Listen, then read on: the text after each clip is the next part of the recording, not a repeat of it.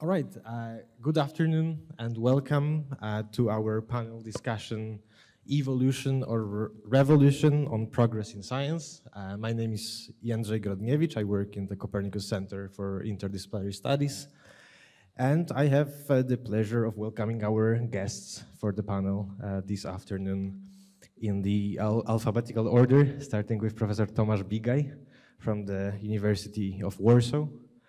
Professor Bigaj is a philosopher focusing mainly on the philosophy of science, especially philosophy of physics, analytic metaphysics, and philosophical logic. Welcome. Our next guest is Professor Adam Grobler from the University of Opole. Professor Grobler works on philosophy of science as well, but also epistemology, investigating topics such as the nature of rationality, the nature of truth, scientific methodology. If I'm not mistaken, Professor's PhD thesis was in part on incommensurability of scientific theories. Is that correct? If that's correct, that makes you a perfect guest for our discussion. Thanks for being with us. And last but not least, we have Professor Stephen Shapin. Professor Shapin is Franklin L. Ford Research Professor of the History of Science at Harvard University. He focuses mostly on historical sociology of scientific knowledge, but also on topics such as modern relations between academia and industry. Professor Shapin is also the author of the book The Scientific Revolution, which starts with a striking sentence: "There was no such thing as the scientific revolution," and this is a book about it. So we are thrilled to hear more about it during today's discussion. Thank you for being with us. And our plan for today's discussion is the following. So I would like us to start with leveling the ground a little bit and focusing on what do we even understand by the notion of scientific revolution? So, this notion has been mentioned probably many times already during this Congress and will be mentioned many more times. But we'll start with me asking each of you to give an answer to a kind of a package of questions about it. So how do each of you understand the notion of scientific revolution, what it, if anything, it refers to, and whether you think that the revolution-evolution dichotomy is useful at all. So we'll start with this short exposés, let's say, and then we will continue with our discussion, inviting all of you to join us at some point. So whoever feels like starting, please feel invited.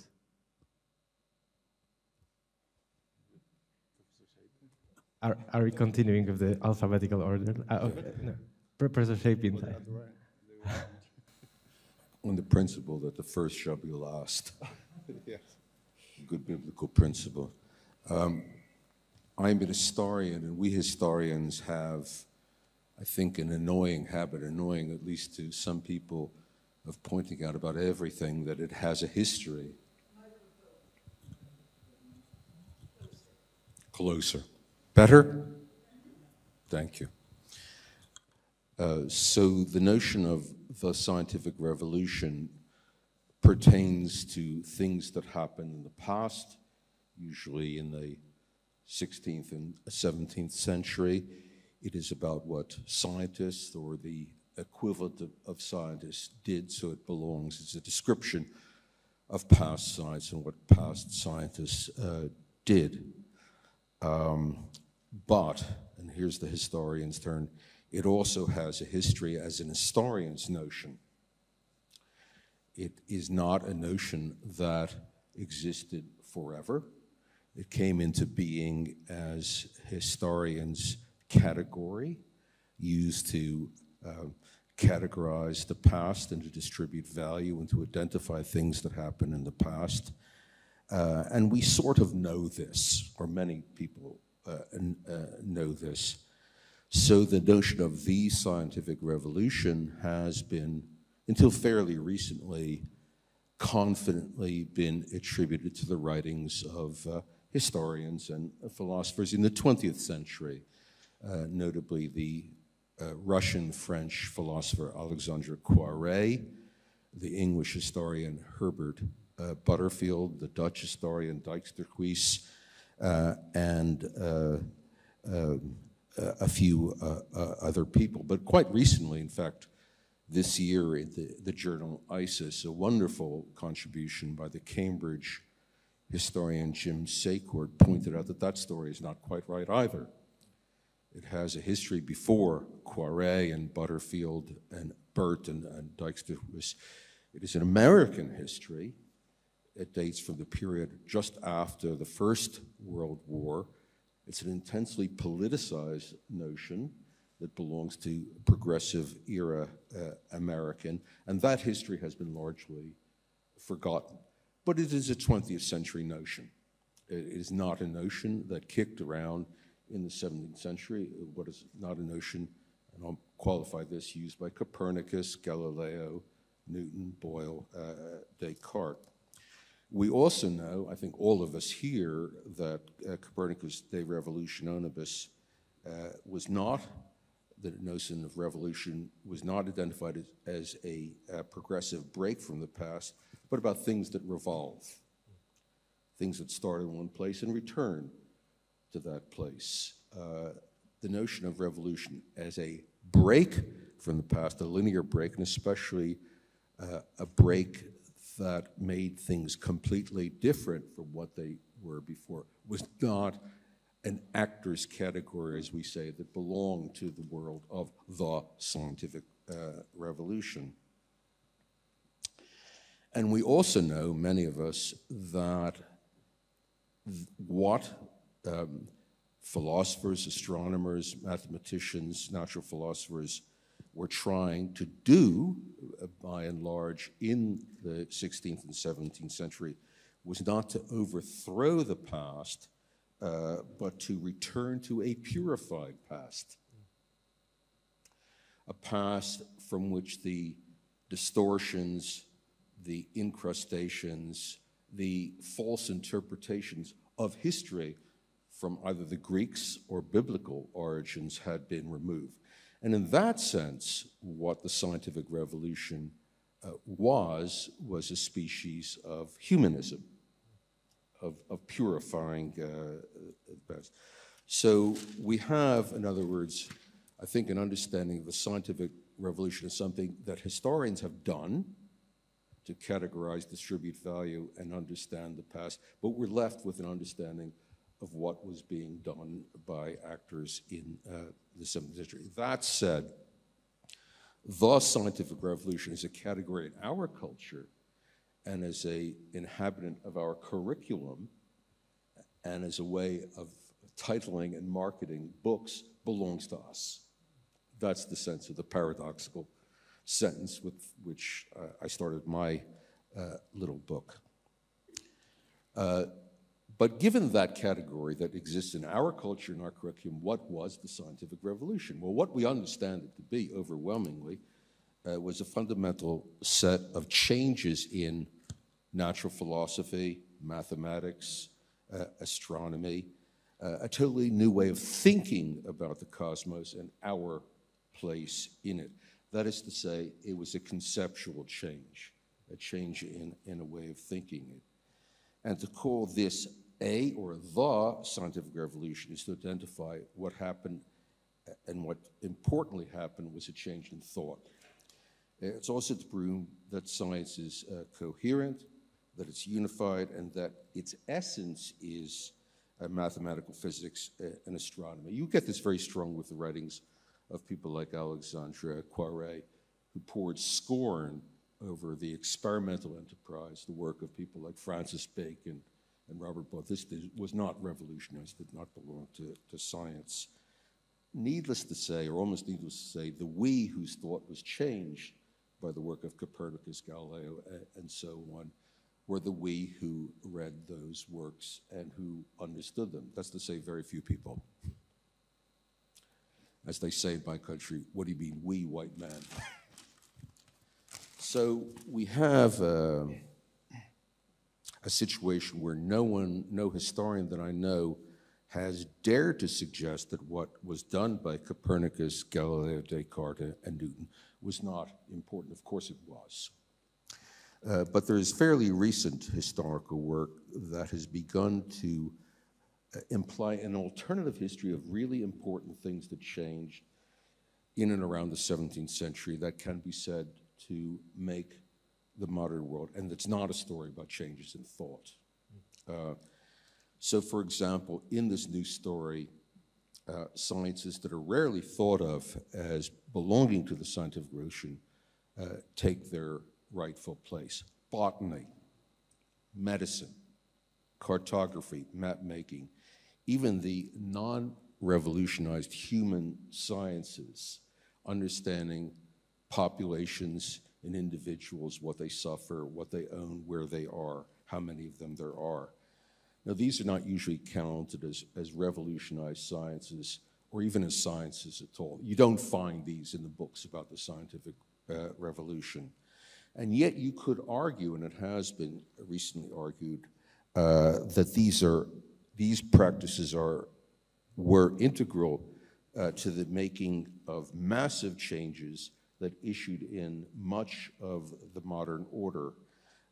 Not so much changes in thinking, not conceptual changes, but changes in doing things in the world, and especially changes in the institutions for doing things in the world.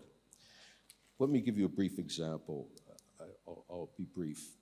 Suppose you ask the question, what kind of knowledge did it take for the East India Company, the Dutch East India Company, to sail a ship to the Spice Islands and to bring things back? What knowledge was involved in doing that? What knowledge was brought back? What effects did that knowledge have? These are the questions that are very different questions about Copernicus, Galileo, and Newton. You needed maps. You needed the ability to navigate on the open sea. You needed to feed and manage people on board the ship. You needed to raise capital to sail the ship. You needed to manage risk and have institutions for managing and rewarding risk. You needed to know knowledge of other people, their languages. You needed to know what things grew in the Spice Islands, what they were good for to eat, what they were good for as medicine, what they could do as agricultural crops when they were moved across the world to another place. You needed, in other words, the institutions of a joint stock company and insurance. Suppose you said it wasn't Copernicus, Galileo, Descartes, and Newton that made the modern world, but the East India Company. It's an argument. It's an interesting sort of argument. I could go on, but I'm suspecting that I shouldn't right now. But the argument that about ways of doing and about the importance of non-revolutionized sciences also extends to the human sciences. Political arithmetic, political economy, knowing how many people were in a country, what rates of change the population experienced, how much people were worth, how to levy excise and to supervise a coinage, how to make the state legible and visible as a state, an imagined community, but a consequential imagined community. So I want to suggest that these are alternative ways of talking about important things that happened in the course of the 16th and 17th century that are not usually part of stories about the scientific revolution, but might well be.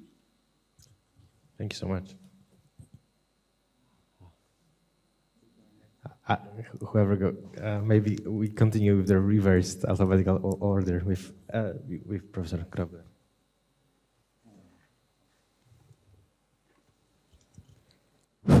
Okay. Well, I think that the term revolution in the context of scientific revolution is used metaphorically. And this metaphor is fortunate or or unfortunate, depending on what you mean about scientific, what you mean saying about scientific revolution. If we model the revolution on the Copernicus's pattern, when he stopped the sun and moved the earth, and thereby he reversed some idea. So this reversal may deserve the name of revolution. A similar example is the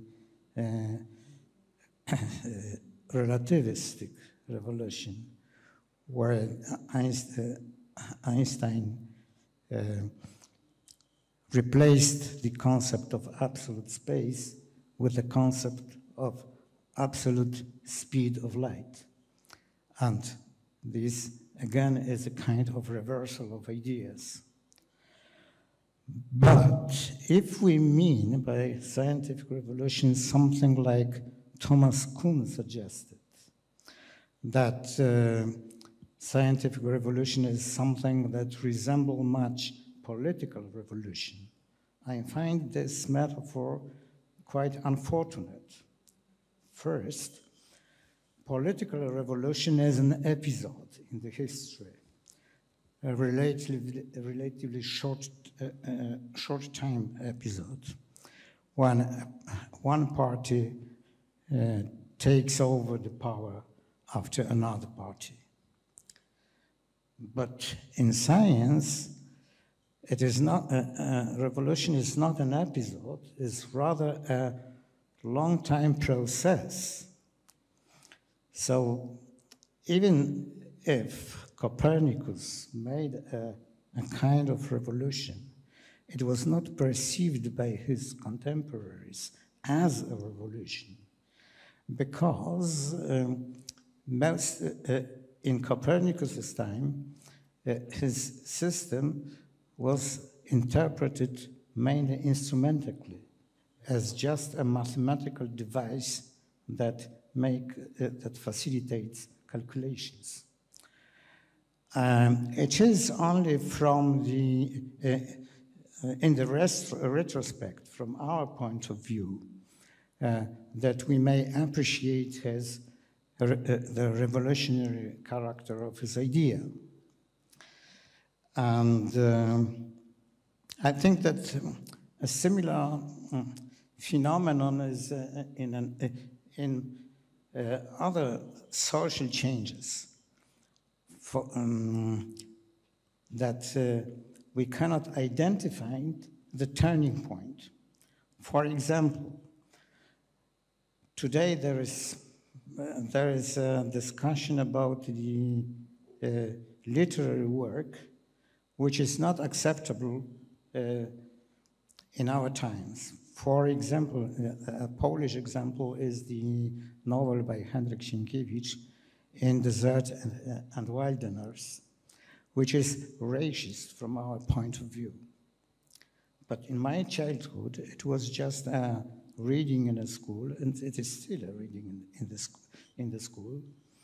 And it was fully accepted in my childhood.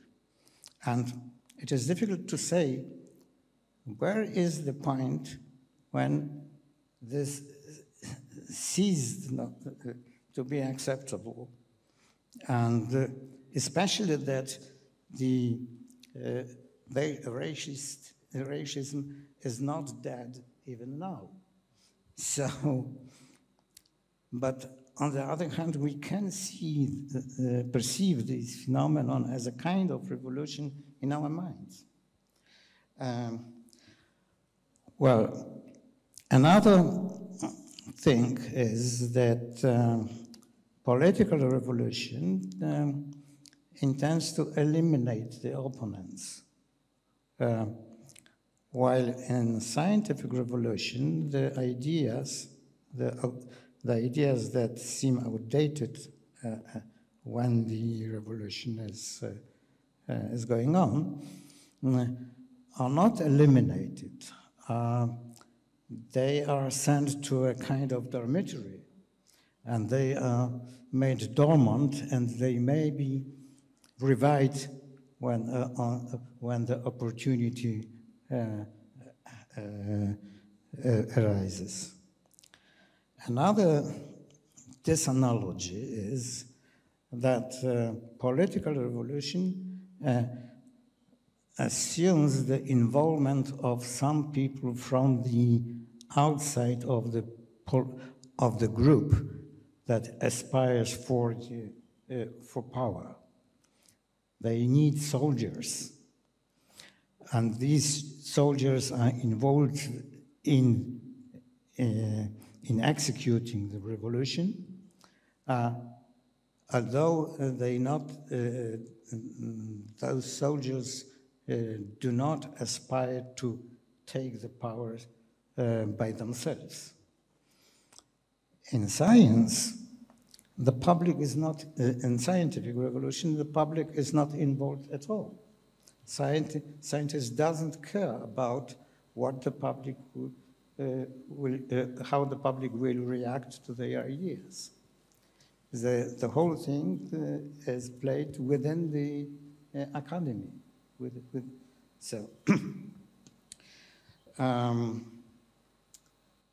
Still, there are some resemblance. There is some resemblance between scientific revolution and political revolution. One is that both preserve much of the structure from the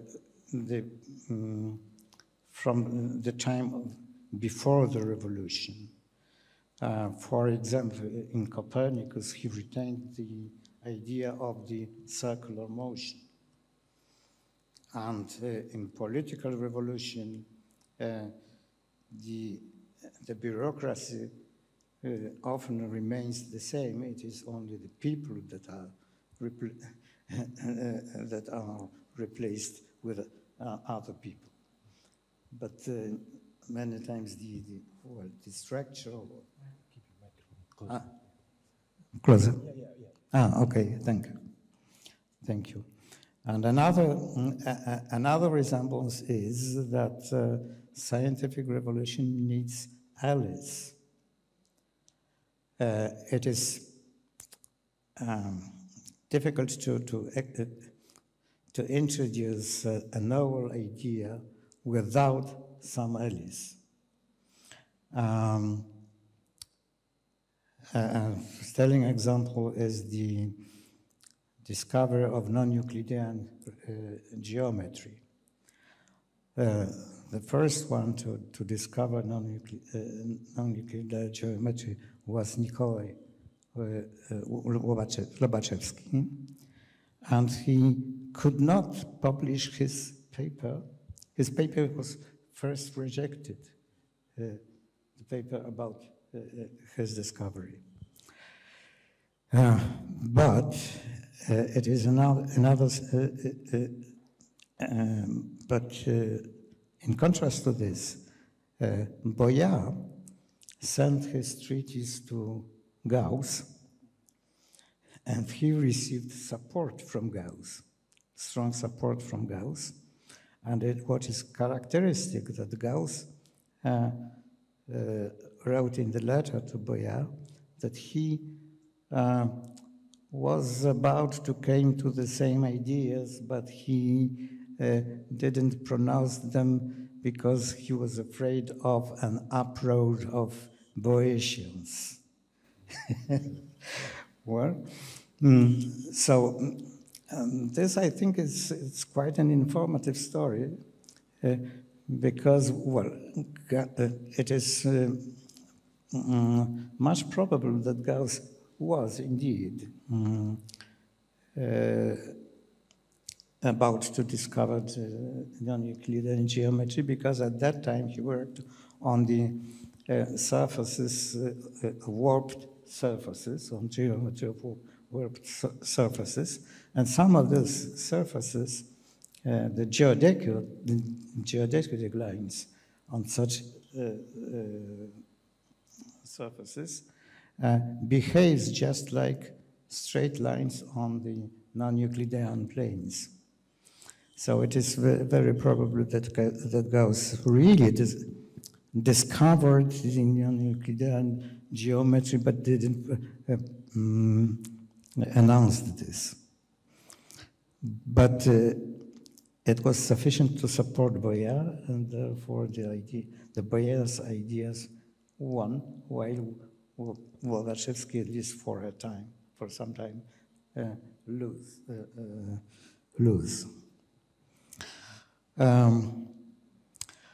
Well, so if we use, on the other hand, the metaphor of evolution is always of limited validity, because, well, the idea of the biological revolution is that of blind variation and selection. And while there is a selection of ideas, while there is a selection of scientific ideas, they are not created, they are not generated by blind variation. They are generated by informed variation. So this is a difference. But to my mind, this metaphor is closer to what is really goes on in science than the metaphor of revolution. Perfect. Thank you so much, Professor Bigay. Okay, thank you. I hope everybody can hear me. Okay, so let me start with this sort of personal note. When I received this very kind invitation to participate in this panel, I was kind of surprised because, as a matter of fact, I mean, the problem of scientific revolutions has never been, something that I would extensively work on. My area of interest, well, you may call it expertise, I don't know, is, as you pointed out, philosophy of physical sciences, in particular some ontological aspects of physical theories such as quantum mechanics. But I was thinking that, as a philosopher, of course, I have some opinions on different things, including scientific revolutions. So I thought that maybe I could just share with you some of my views and thoughts on that, and in that way I could somehow positively contribute to this debate. Okay, so let me start with this question, the first question that you posed here, like, well, what are scientific revolutions? So I think it's good to start with some clear case examples. And of course, we've heard already about these examples. So starting with the biggest one, the Copernican revolution, obviously. I mean, and also we shouldn't forget that sort of parallel to the Copernican revolution, to the revolution that took us from the geocentric to the heliocentric theory, there was also this huge revolution in physical sciences, changing the paradigm from the Aristotelian one, Aristotelian mechanics with its notion of natural motions, through Galileo to Newton, to a different conception of motions and forced motions with the principle of inertia, rather than like Aristotle claimed that the natural state is the state of rest.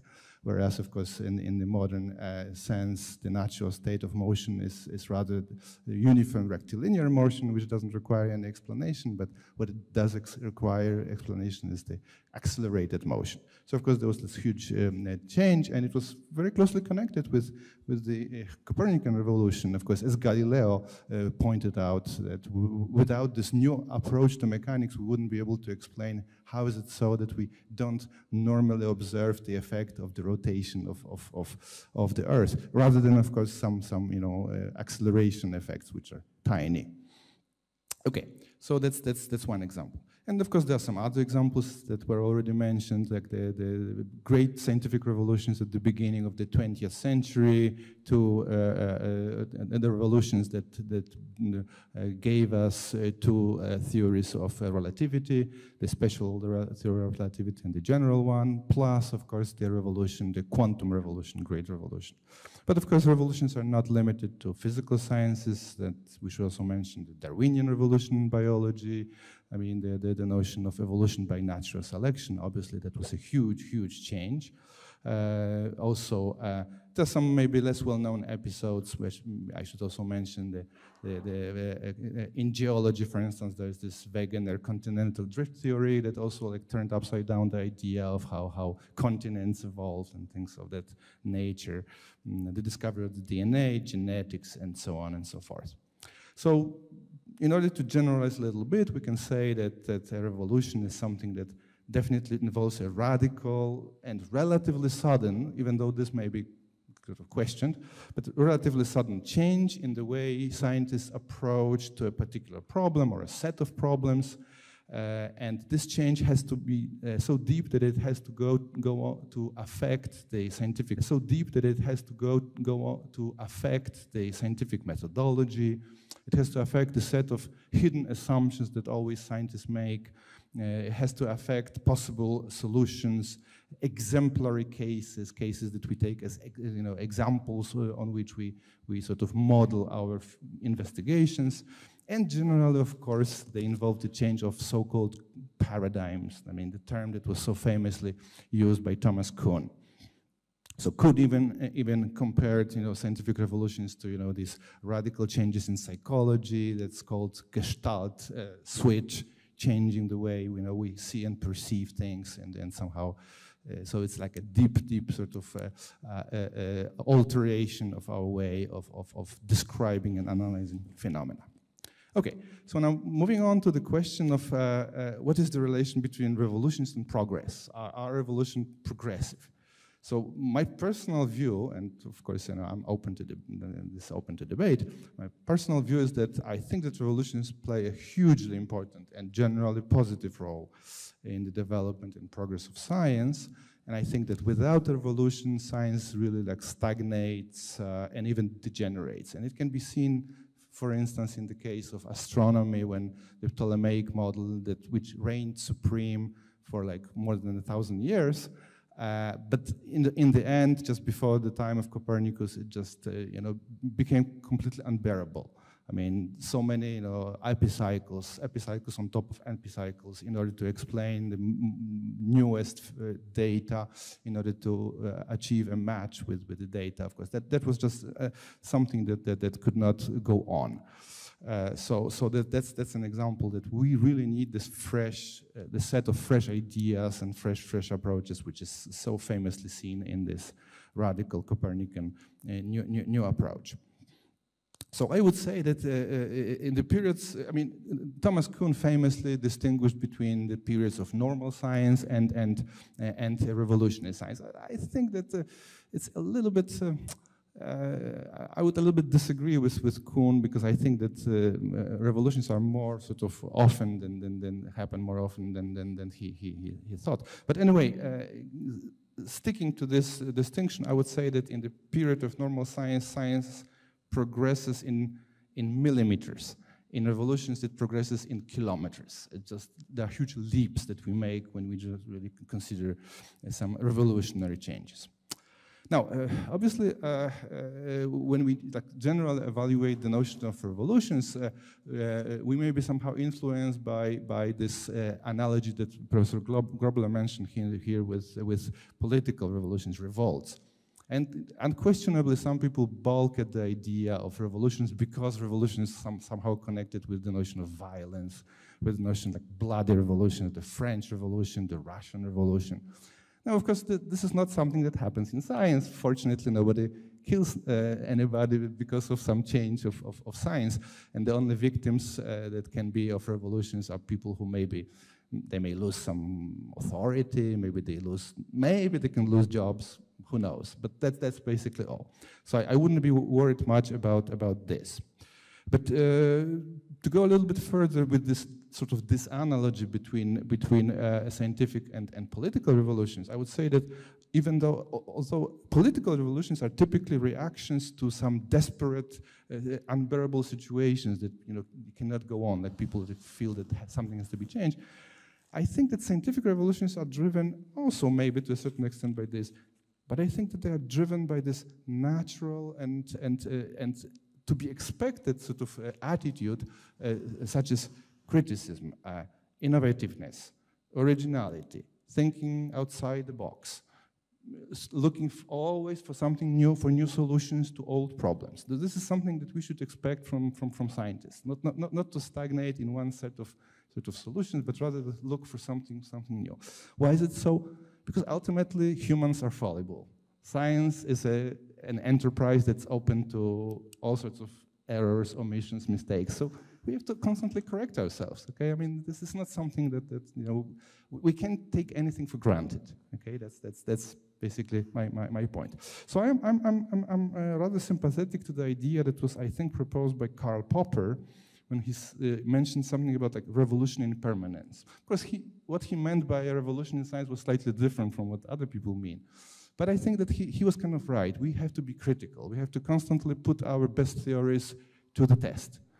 Test ourselves, test, and of course there's always like a influx of new data, new facts, new discoveries that we have to somehow take into account, and this is what drives progress in science. Now, unfortunately, I think that the situation, especially in modern science, is not as rosy as should be. I'm afraid that there's some sort of, especially in the last years, sort of less and less of this revolutionary attitude in science. I'm maybe a little bit biased, but I don't see any, for instance, in physical science, I don't see any dramatic change since the last 2-3 revolutions in physics. Maybe, some discoveries in higher energy physics, maybe somebody would say maybe string theory is something of sort of revolutionary. Some people insist that chaos theory perhaps brought in some new insights. But I think that all these hopes kind of like didn't finally come to fruition. I mean, that there's something like some sort of a little bit of stagnation within modern science. There's like very high specialization in modern physics. People do like little things, but there's no like attempt to change like the way, for instance, quantum mechanics changed our dramatically changed our view of the world. So this is something that is a little bit worrying for me. I'm not familiar enough with biological sciences to make a definitive claims, but I think that there's still something like after genetics, which was definitely like a huge leap and change. Things like, okay, we improve our technology, we improve our data and things like that, but they don't see any radical shift. Okay, so something like this. So the question is like, why? What is the reason for this? If you agree with my diagnosis here, what is the reason for this? And I think that we should not forget that there's a social and psychological dimension in scientific revolutions.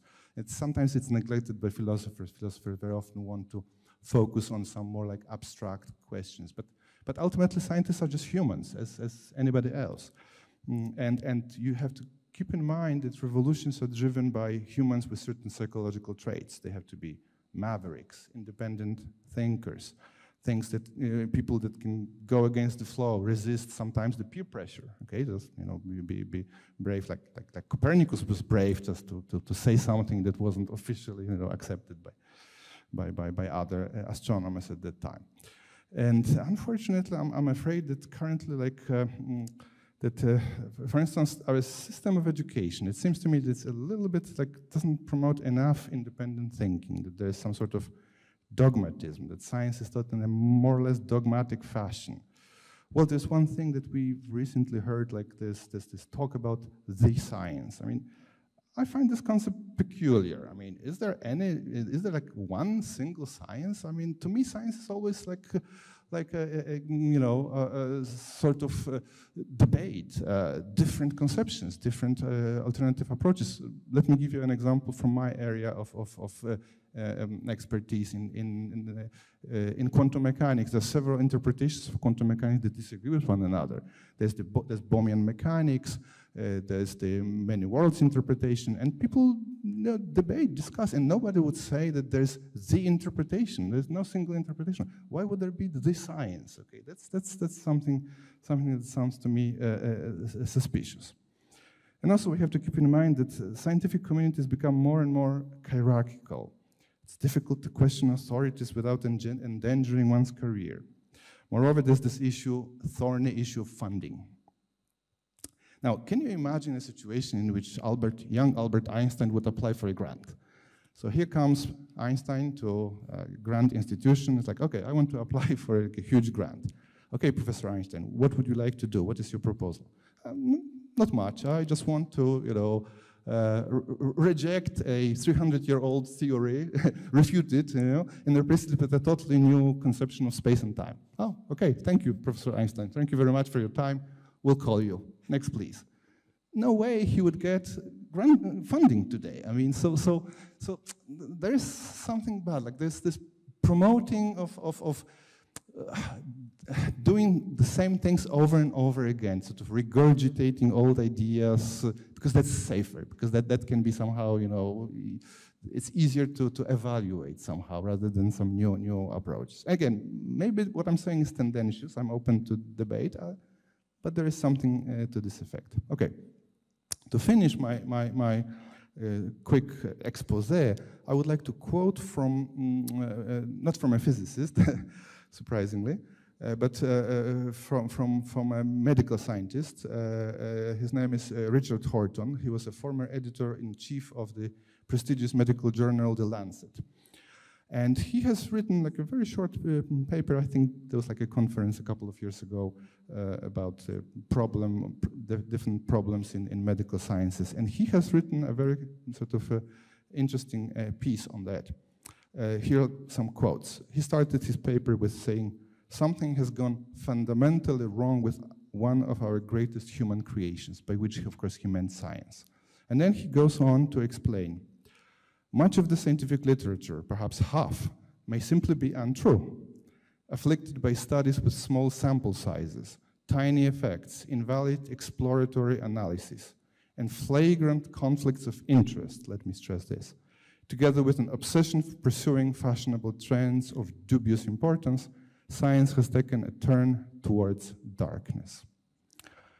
I don't know, maybe it's a little bit exaggerated, but I think that maybe perhaps we need a new revolution in science that is long overdue.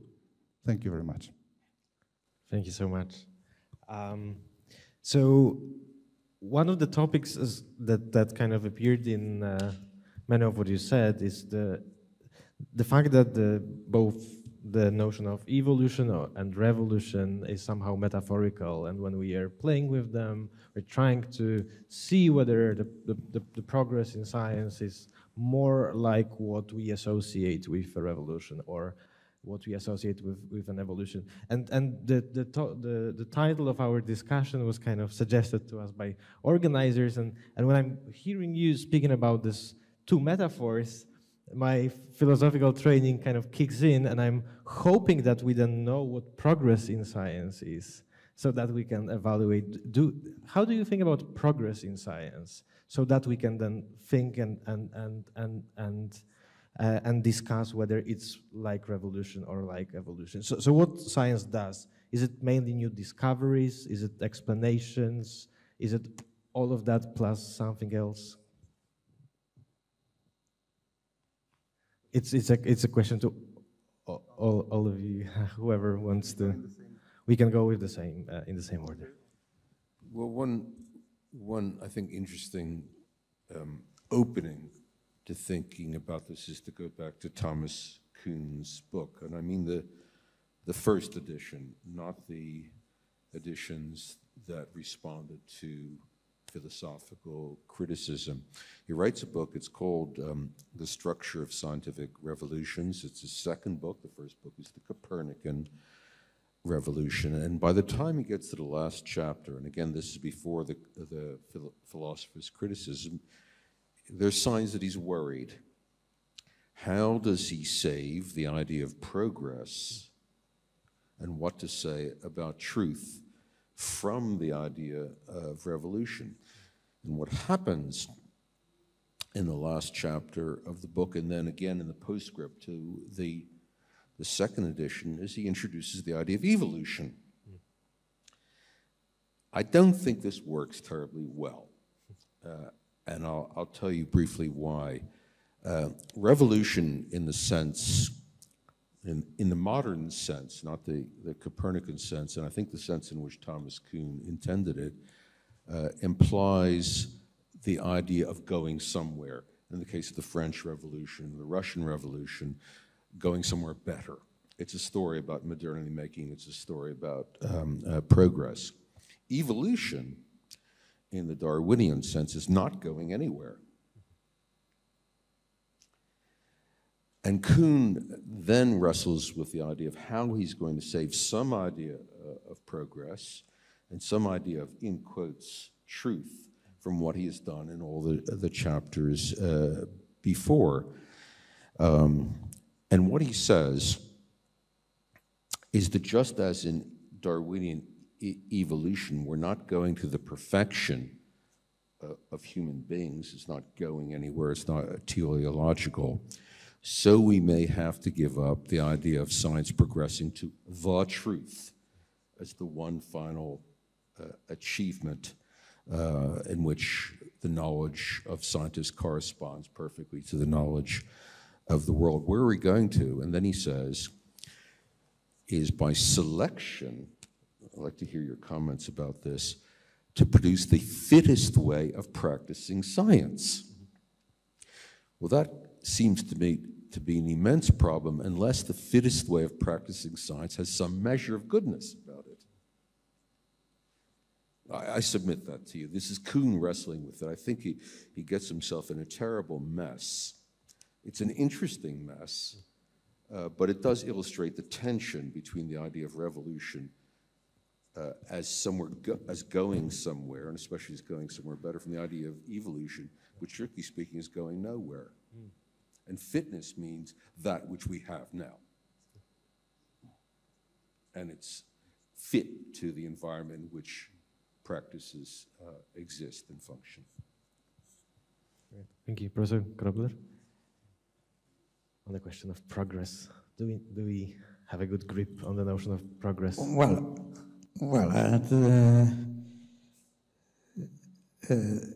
I appreciate Stephen's point that evolution leads to nowhere. But what drives scientific evolution or revolution or whatever to a kind of progress is the strive for solving problems that appear in the course of inquiry. And the solved problems is the measure of the solving problems is the measure of progress. But it must be admitted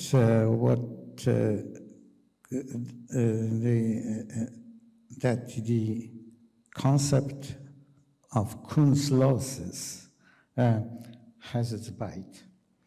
But on the other hand,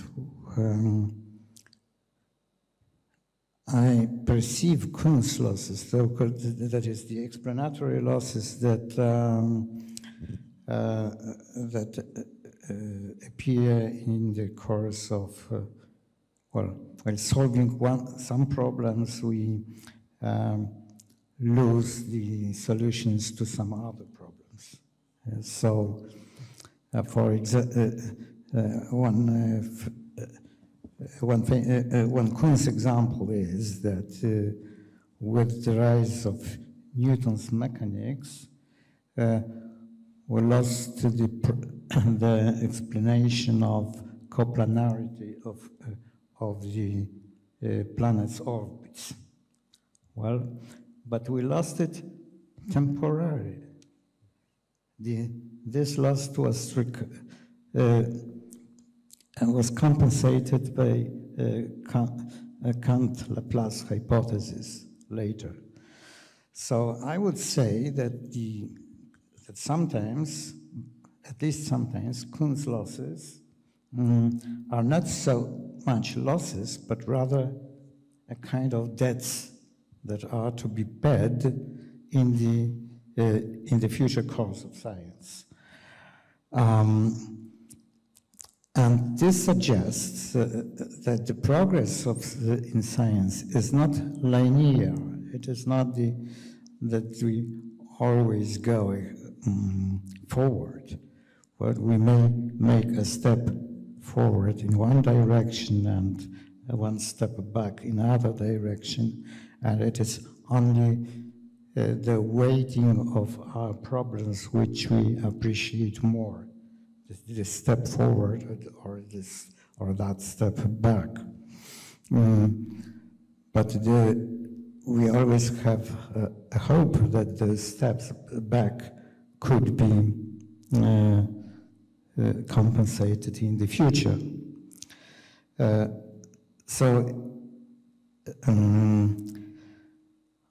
think that we may here apply Wittgenstein's metaphor of the riverbed of thought. In Uncertainty, Wittgenstein writes about an inherited background against which we tell the true from false. And this inherited background does not count as knowledge, but as a kind of general assumption. Without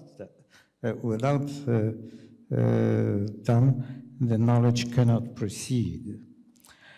And in this fragment of Uncertainty, Wittgenstein suggests that sometimes what belonged to that inherited background, which we may treat as a kind of mythology rather than knowledge, is put into doubt, and some other elements of our general worldview become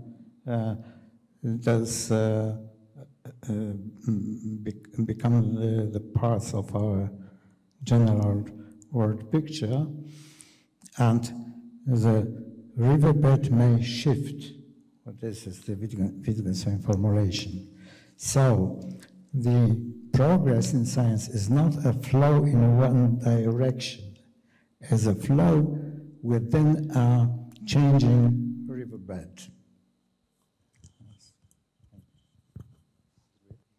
Yeah, okay.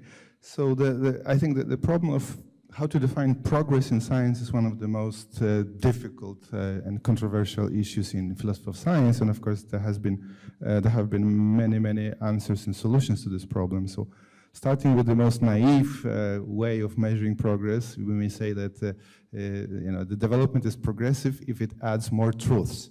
So it's kind of like that sort of approach is usually associated with the so-called cumulative analysis approach to science. And of course, it presupposes one thing that is definitely not true, namely that the body of what we call knowledge is already true, known to be true, and we can only add to it, never subtract.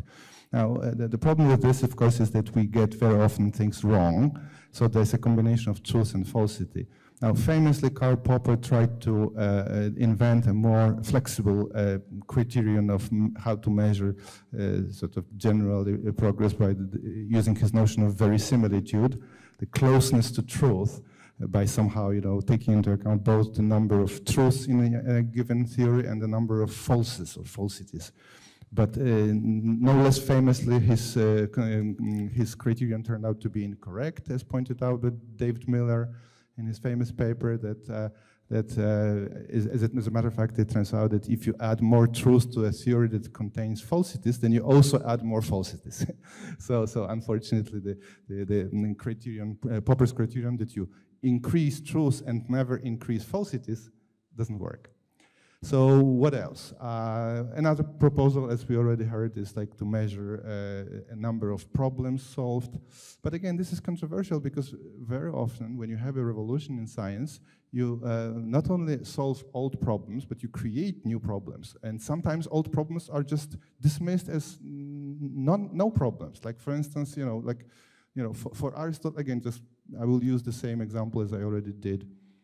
For Aristotle, it was a problem how to explain the motion of projectiles. Okay, you throw a rock or you shoot an arrow from a bow, and it keeps moving in spite of the fact that nothing pushes it. Okay, so he invented this, outlandish history that there's some sort of pushing of the projectiles by the air, displaced air.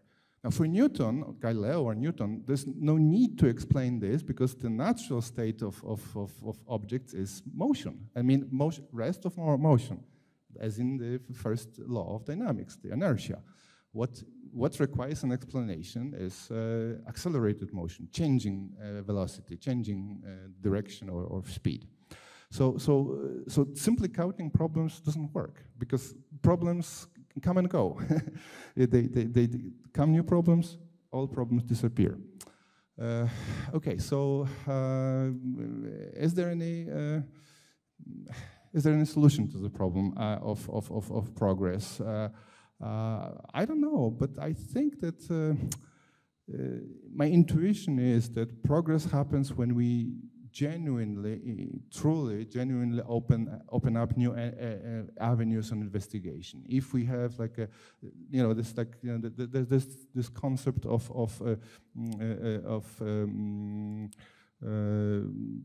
sort of scientific projects, or not projects, but somehow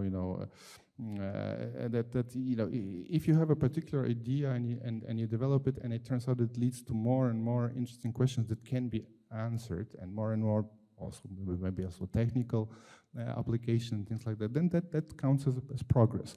But I'm sort of skeptical that we can really come up with like a very neat criterion, like one single criterion of what counts as progress. Is multidimensional. It can be taken on the practical level, on the level of applications, theoretical level, conceptual level, social level, perhaps as well. I mean, that's another level. So there's this many dimensions of progress, and ultimately, all in all, I think that revolutions, ceteris paribus, are progressive. I mean, they lead to, like I said, to new avenues of investigations, to new projects, to new concepts, and that's what counts as progressive. So Professor Shapin mentioned earlier that the revolutionary aspect sometimes not within the content of theories, it's more like change in the way that things are being done, right? This was the historical example you were using. So I'm trying to imagine the historians of the early 22nd century thinking about how we are doing things now scientifically. What are our ways of doing things? How would you characterize the most distinguished and important features of how science is being done currently? I was fascinated by the mention of Richard Horton's views. For a long time, I was very skeptical of the criticisms, not the critique of science, but the criticisms of science containing pathological elements. And then you had increasing comments from people like Richard Horton and many other people now pointing to what was once accounted to be a rare pathology of science, fraud. And that has been radically changed by the existence of the institutional governance of science, citation counting, the paper mills, the reproduction in different contexts of the same image or grant. And I'm now no longer nearly as confident that science is in a healthy state. And we also had the comment about the deficit in revolutions and revolutionary changes. Well, one new thing about science, new in the 20th century and especially in the post-war 20th century, is the enormous bureaucratization of science. The Einstein grant proposal is the situation in which every scientist now finds him or her self. The average age in which an American biomedical scientist becomes a PI, or principal investigator, recipient of a National Institutes of Health grant, is now over 45 years old. I think perhaps what we need is a more even-handed, disinterested engagement with what is wrong about science. People like myself, historians and sociologists who have been accused of being critical of science and anti-science, perhaps have neglected the job of criticizing science, hoping that scientists themselves would take the lead. And Richard Horton and Unitas is another example of people who are beginning to take the lead.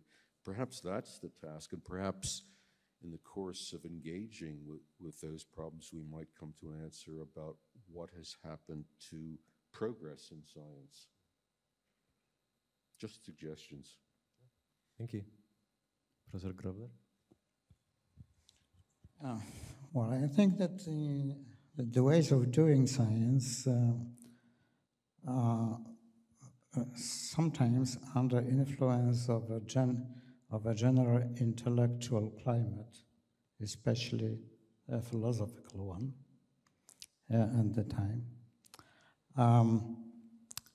For example, I said before about the discovery of non-Euclidean geometry.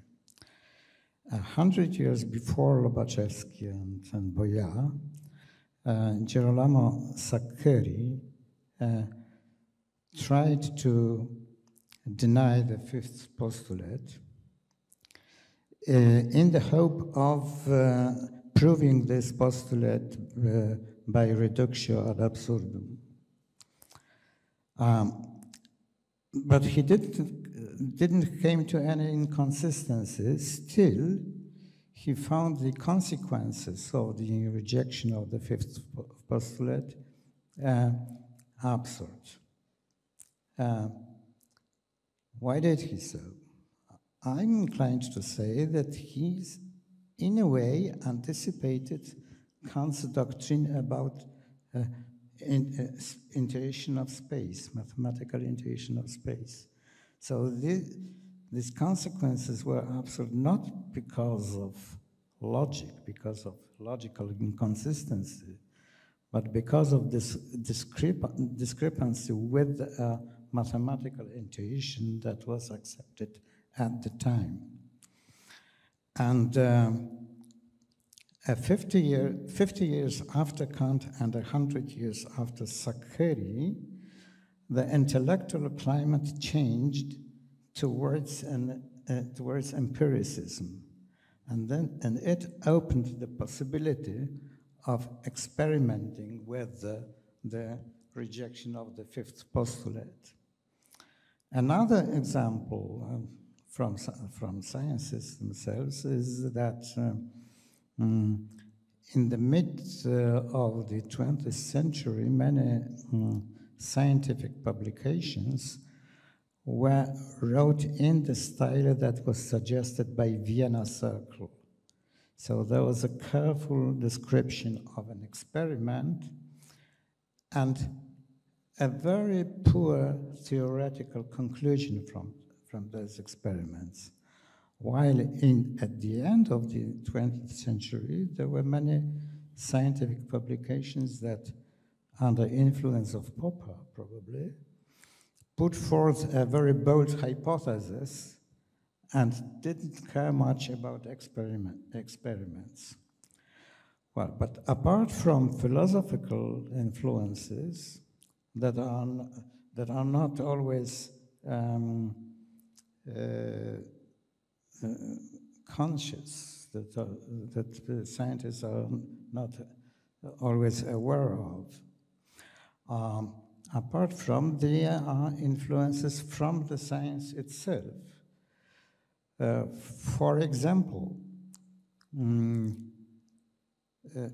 the discovery of placebo and nocebo effects changed the way of experimenting in medicine. So one discovery dictates the way of doing science further. Thank you. What are the distinctive features of doing science today? Okay, yeah, I think that I would like just to comment to what Professor Shapin has said. That first of all, I'm very glad that we are largely in agreement regarding this issue of sort of potentially crisis in science.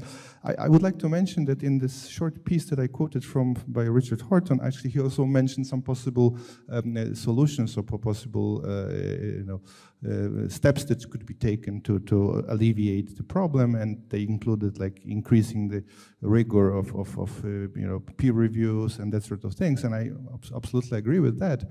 But I think that we should also think about more on a human level, like starting with education to put perhaps more stress on sort of criticism, on not accepting things without actually really proof. So as long as it's of course viable, but not everything can be proven in a classroom, of course.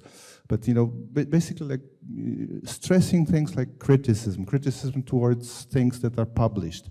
We shouldn't take the very fact that something has been published in a journal doesn't mean that it's true. Okay, so we shouldn't take everything as what was published, what has been published as almost like divine word. And that sort of thing. So I would really believe in the strength of education, the strength of promoting good, and of course it goes without saying that we should promote honesty in science. There's no question about that. So all sorts of dishonesty and playing the system and that sort of thing should be immediately eliminated and somehow appropriately dealt with. So there's quite obvious. And so other than that, I think that I don't have anything much to say on that topic. Thank you.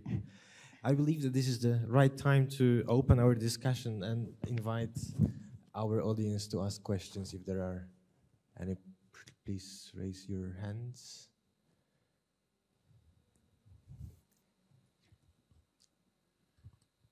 Just this kind of question. Maybe we are coming to the end of this kind of evolution of science, because the progress of science is so quick that we are unable to manage it. And maybe it will come to the end, and there will be a kind of stagnation in the new ideas in science. Can you imagine science without progress of new ideas, but just calculating things, something like that? Improving with small steps what we know now.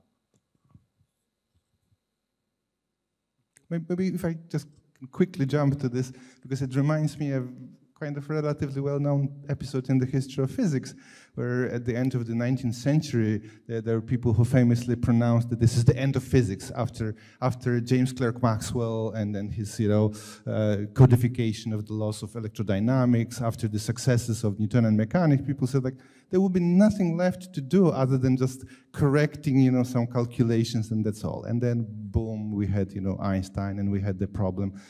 Started with a tiny little problem of this pesky ether, and some the problem how to measure. I mean, with respect to what you measure the speed of electromagnetic radiation, and then of course everything snowballed into a completely new theory. So this episode teaches us that we are kind of like if we think that there's this famous saying that we are living in the end of history. I think Francis Fukuyama said that, and people say that this is kind of laughable. I mean, there's no end of history unless of course humanity ends. I mean, if humanity ends, then that's the end. But as long as humanity lives and persists, there will be progress, there will be change, because we are constantly, we are an inquisitive species. We always look for things, so I hope so.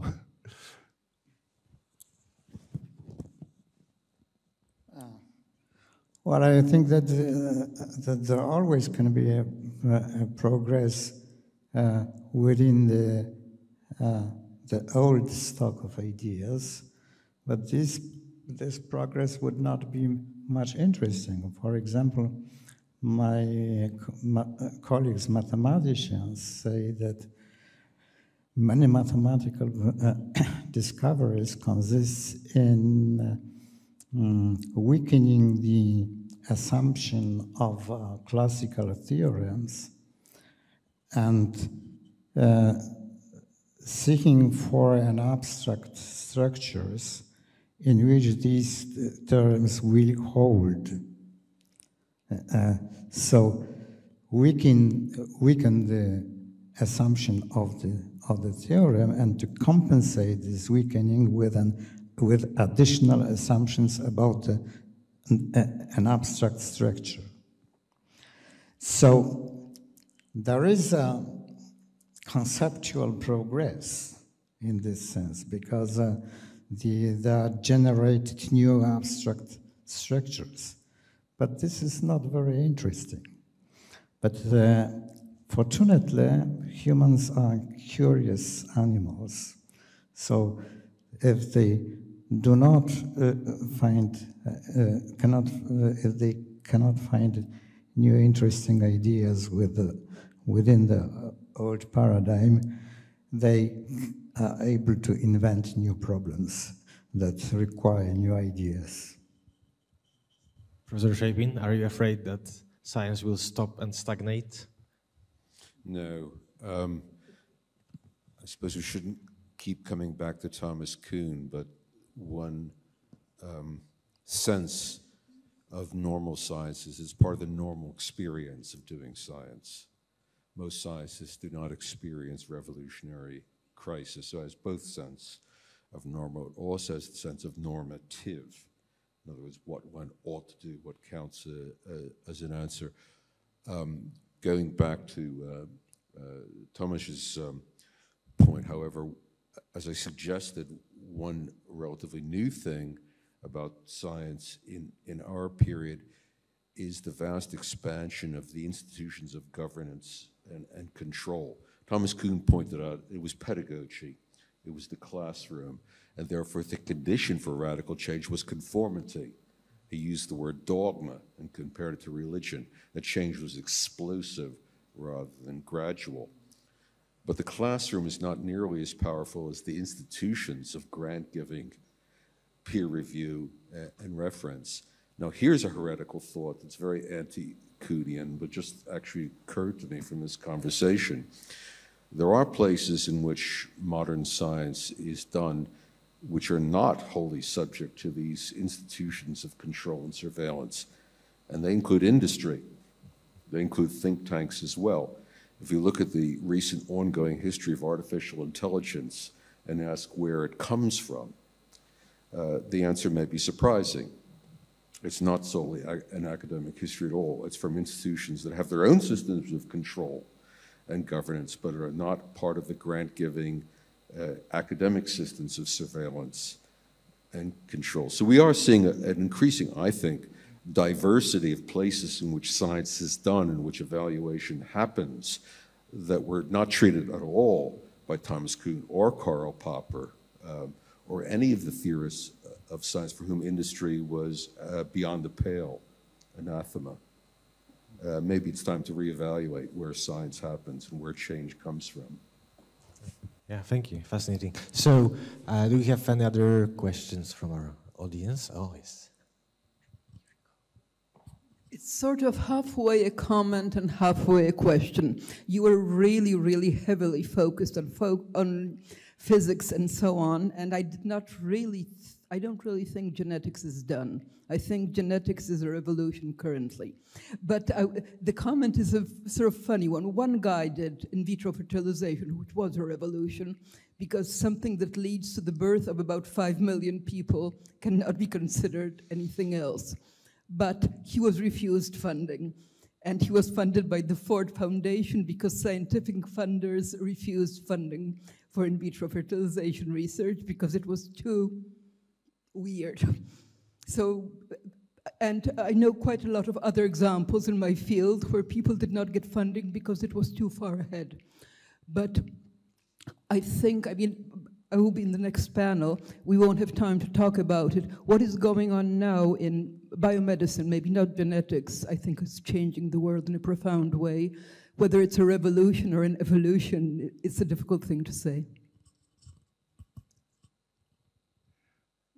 Yeah, I think just a quick reply. Of course, yes, I totally agree with what you have said. That I mean, I've been focusing on primarily on physical science. I have this comfort of sort of staying away from the problems from this thorny ethical issues which come necessarily with biological sciences and medical sciences. Yeah, yes. Unfortunately, this is like a huge complex issue because it combines ethical issues, scientific issues, and political issues. Okay, so in physics, maybe it's to a lesser degree, of course, also to a certain degree, like because famously the problem of nuclear energy, atomic energy, atomic bombs, that sort of things that touches upon physics as well.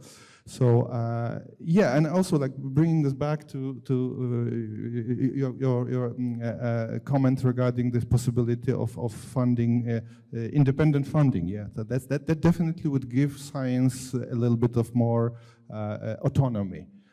To release it a little bit from the grasp of political issues.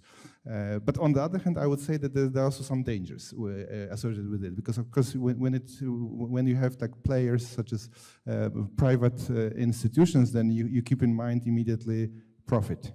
They work for profit, and sometimes profit and science and integrity don't go hand in hand. So we have to again to strike the right balance between these things. So these are complicated things, and I just don't have a good answer to any of these. I can just simply acknowledge that there are serious problems to be considered. Yeah. Any other comments on this issue, or? Well, it's a very good point. The life sciences are different from physics, and situation in life sciences is more complex than physics. And I think that life sciences are a good example that we may hope that never will encounter a stagnation, because life is too much complicated. Professor Shapin, would you like to, or we can? No, I was just responding. I think profit is a pathology of inquiry done in industry, but conformity is a pathology of science done in academia.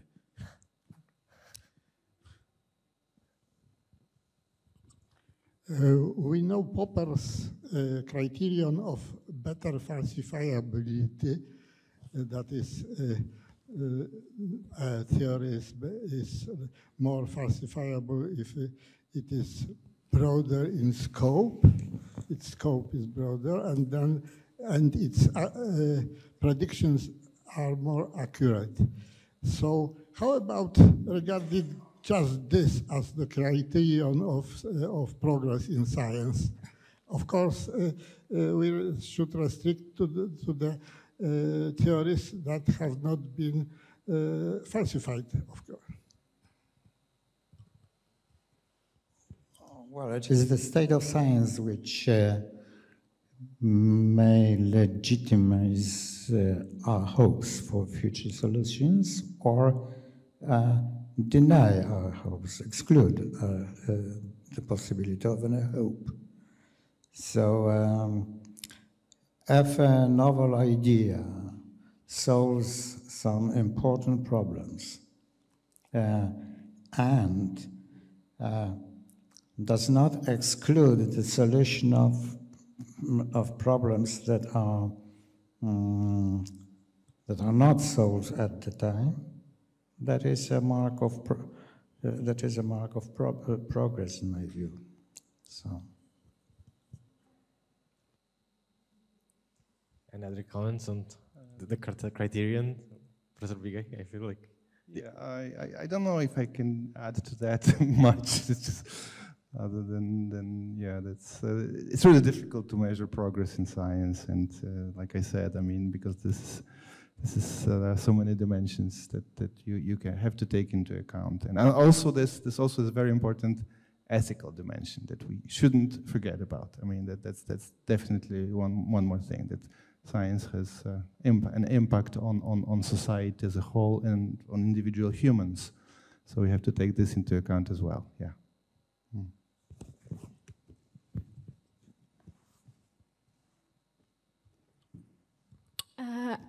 would like to pick up that topic mentioned by Professor Bigay of whether there is the science.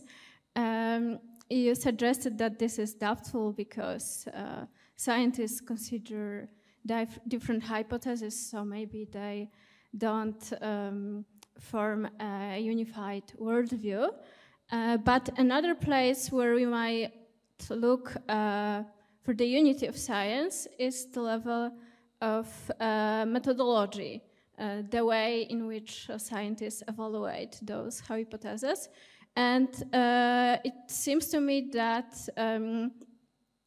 this is an important issue in the context such as the difference between science and pseudoscience or some other less reliable ways of forming beliefs.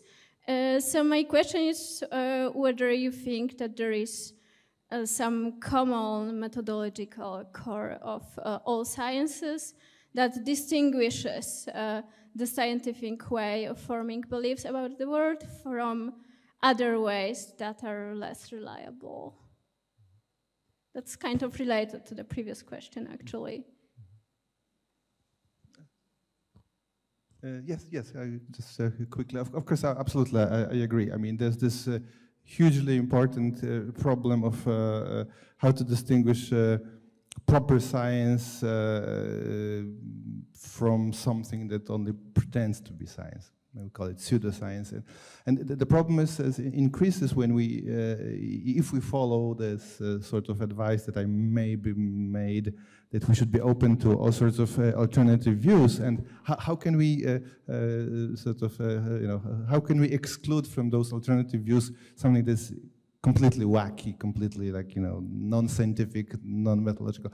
So yeah, I mean, there are some fundamental, definitely we have to rely on some fundamental principles, like some sort of agreement with some basic facts. I mean, empirical data. I mean, I kind of don't like using the word fact because it's abused very often. I mean, people say the difference between facts and theory, and that's something that doesn't sound well.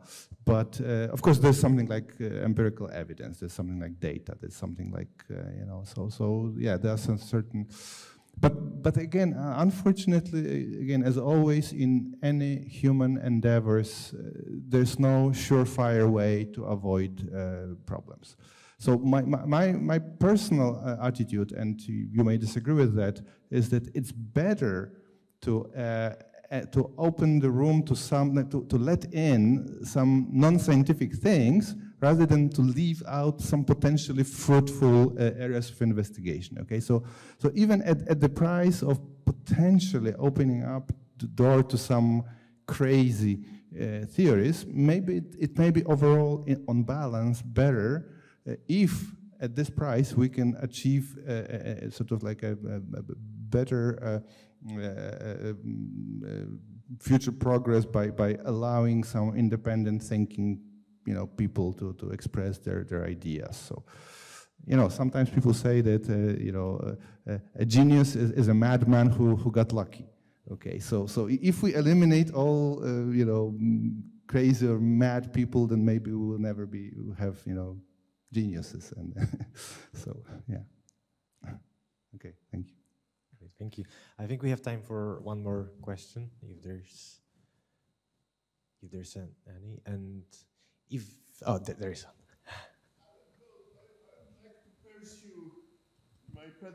I would like to pursue my predecessor question, because I think it's much harder to deal with. So you probably come across memoirs of various scientists just going from one place to another place. So a typical thing would be a St. Petersburg mathematician going to Berlin and saying, "Wow, things are completely different in Berlin. People prove theorems differently in St. Petersburg and Berlin." Or that's an old example from the end of 19th century. But a much newer example is somehow from the 40s, when there was that influx of people doing experimental physics in Germany to New York State and UK, and then talking about laboratory practice, they were saying, no, that sort of experimental practice, well, the person in Chicago say, well, that wouldn't be accepted in Berlin or Heidelberg. So I'm talking, I think if I understood my professor correctly, that's the real danger. Okay? Is there some common core among these hypotheses or laboratorial practices and so on? Up to now, we are optimistic because, well, everything's moved out. But being a pessimist, okay, or just playing a devil advocate, the question is, well, is there any guarantee that sort of different practices, different hypotheses, that they will somehow get unified? Thank you. Okay. I don't know. I mean. My hope is that there has to be some common ground. I mean, that ultimately science has to be somehow grounded in, well, should be grounded in some commonly accepted principles. I mean, I do hope that disagreements of that sort that you have mentioned are like, they regard some specifics, like what sort of instruments can we use, or sort of like what sort of particular, experimental procedure we can follow. But ultimately, I think nobody would question something, more fundamental regarding, like, I don't know how to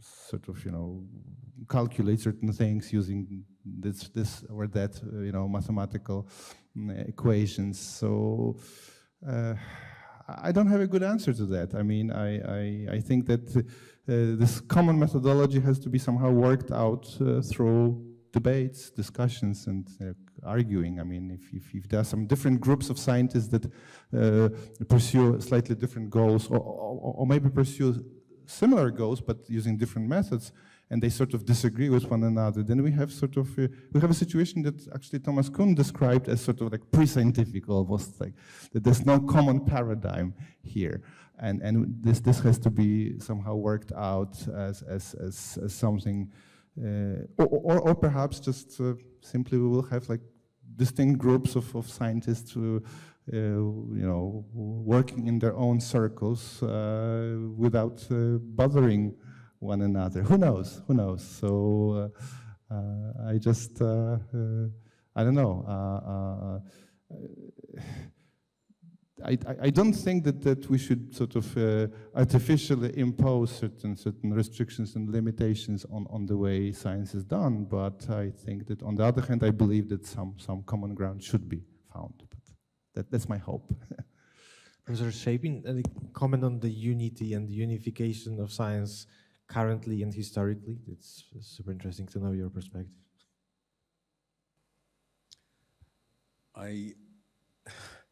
What I think would be useful to say, because there's so much discussion introduced by the idea of pseudoscience and error.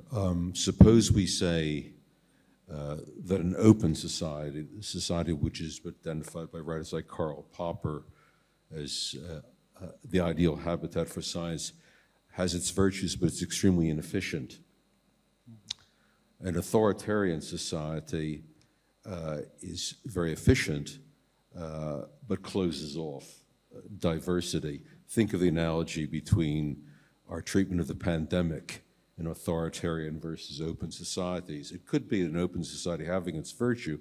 The price that we pay for it is error. And I think there is no way of getting beyond that predicament. I think that's a way of describing the predicaments that we live in, both in science and in society in general. Kuhn was not advocating, far from it, an open society. Later he described his book as misunderstood by the radicals. He said it was a profoundly conservative book. He's getting the virtues, in other words, of authoritarianism within normal science and hoping for the virtues of an unexplained source of revolutionary change. Maybe if I could just add a little bit of follow-up on that. I mean, I think that if we follow the authoritarian model of science, then errors can become disasters, because this affects everybody across the board. Whereas if we follow the diversity model, then errors can be just localized. I mean, one group can get things wrong, but the other group can get things right. And finally, these things can smooth out. So I kind of believe, like, I don't know, you know, some people say this is like free market works, okay? Like, so maybe free market in science would be something better than centralized market that, you know, as we all know very well in Poland, failed miserably in countries such as Poland, the Soviet Union, and other communist bloc countries. So yeah. Perfect. Thank you so much. This concludes our meeting. Professor Bigaj, Professor Grobler, Professor Shapin, thank you so much for today's discussion.